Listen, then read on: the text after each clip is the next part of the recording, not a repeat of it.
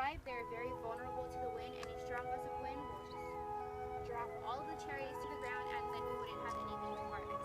So the reason why Norfolk pines was chosen for this job is because the roots of the Norfolk pines grow straight down and keep to themselves. So we can have these Norfolk pines lined up right next to our coffee, and it wouldn't cause havoc under the ground. That's interesting. We siphon our water from there. There's also 2 reservoirs that we siphon our water from as well nearby. So the water actually gets used through these tubes. We have 2,400 miles of these tubes, and what these tubes are is drip tubing irrigation. That means that the water gets dripped directly to the soil, to the roots where it's needed. Nothing is ever sprayed on our tree.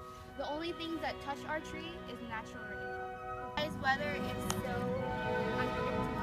It's sunny like this, rain and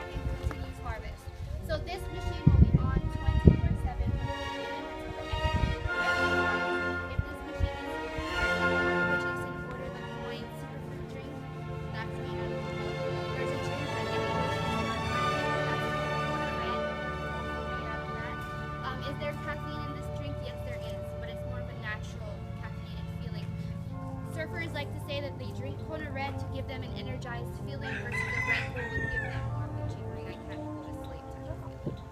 Okay, so if you find a coffee that you love today at the visitor center, if you come back 5, 10 years from now, have that coffee again, it'll taste exactly the same because the place is the same size.